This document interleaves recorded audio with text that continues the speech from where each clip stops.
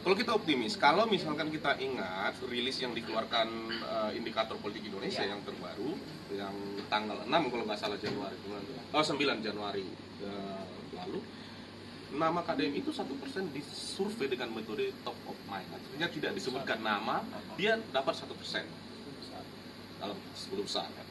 Nah persoalannya sekarang kan namanya belum pernah nih dipublikasi, atau lembaga survei belum pernah bertanyakan apakah nama si Kang Deddy Mulyadi ini cocok atau tidak. Tapi kan pertanyaannya siapa menurut Anda? Tapi ketika itu kita punya analisis, kalau misalkan tanpa disebut namanya itu menghasilkan survei 1%, maka kalau disebutkan namanya kemungkinannya 5-6%.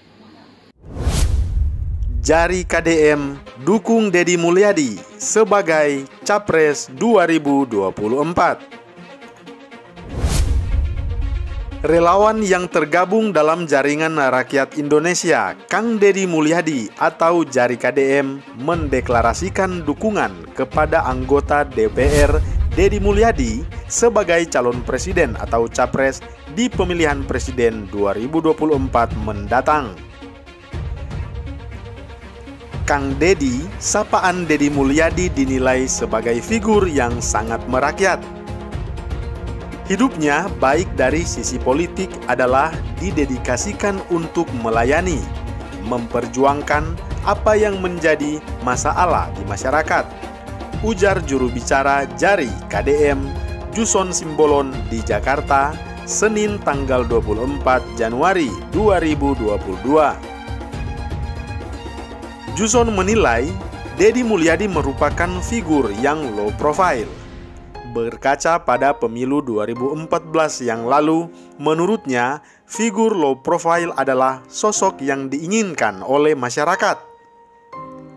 Deddy Mulyadi juga dipandang sebagai figur yang populer di dunia digital. Hal ini setidaknya tercermin dari subscriber di akun YouTube miliknya yang mencapai 3 juta subscriber.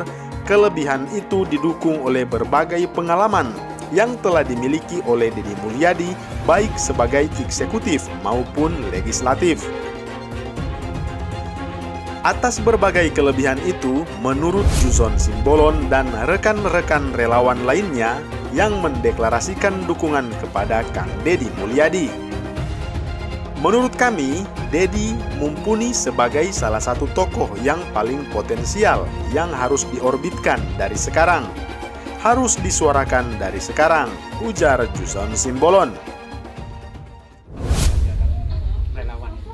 Kalau di sini sebenarnya saya kan basicnya itu YouTuber.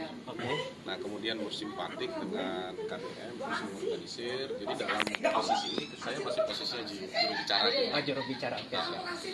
Boleh dipaparkan dulu nih Pak sedikit terkait latar belakang deklarasi ini seperti apa nih Pak? Jadi sebenarnya gini, yang paling pertama kan kita mau melihat bahwa pilpres ke depan itu perlu partisipasi publik. Artinya partisipasi rakyat dalam proses demokratisasi itu termasuk menentukan siapa capres yang paling tepat. Tentu saja dalam perspektif rakyat sendiri. Nah, KDM memiliki nilai-nilai yang menurut kami itu sangat merakyat. Hidupnya baik dari sisi politik adalah didedikasikan untuk melayani, memperjuangkan apa yang menjadi problem-problem di masyarakat. Nah, yang kedua, bahwa KDM ini orang yang menurut saya itu ya sangat low profile. Dan itu sudah terjadi di pemilu 2014 lalu, bahwa kehadiran figur-figur yang lahir dari rakyat biasa itu memang diinginkan oleh rakyat.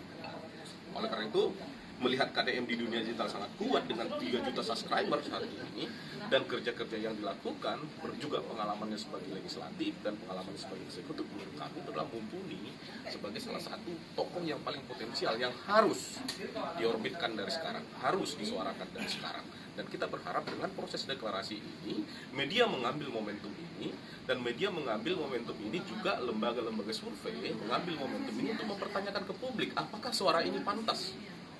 Apakah tokoh ini memang berpotensi untuk dilakukan sebagai salah satu calon potensial untuk memimpin bangsa ini ke depan, gitu kira-kira. Tapi kan kalau kita melihat survei-survei belakangan ini, nama Kang Deddy Mulyadi ini masih belum bisa bersaing dengan calon-calon kandidat dan kandidat lainnya, terutama seperti sebut saja Prabowo, atau Ganjar dan sebagainya. Nah ini dari Bapak sendiri tanggapannya seperti apa? Apakah tetap optimis atau Kalau kita optimis, jelaskan kenapanya? ya. Kalau kita optimis, kalau misalkan kita ingat rilis yang dikeluarkan Indikator Politik Indonesia yang terbaru, yang tanggal 6 kalau nggak salah Januari, 9 Januari lalu, nama KDM itu 1% disurvei dengan metode top of mind. Artinya tidak disebutkan nama, dia dapat 1% dalam 10 besar.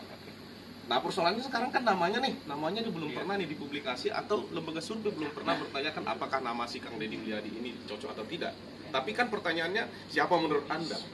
Tapi ketika itu kita punya analisis, kalau misalkan tanpa disebut namanya itu menghasilkan survei 1%, maka kalau disebutkan namanya kemungkinannya 5-6%. Nah, kalau misalkan ini pernyataannya ini kan belum mampu bersaing ya. Nah, justru itu harusnya kalau kita melihat latar belakang KDM, kuatnya dukungan di media sosial, tingginya penonton beliau, dan survei terakhir yang saya bilang tadi tanpa menyebut nama itu dijadikan menjadi survei yang menyebutkan nama, saya kira bisa bersaing dengan nama yang muncul sekarang. Itu optimisme kita. Kenapa deklarasi itu kita?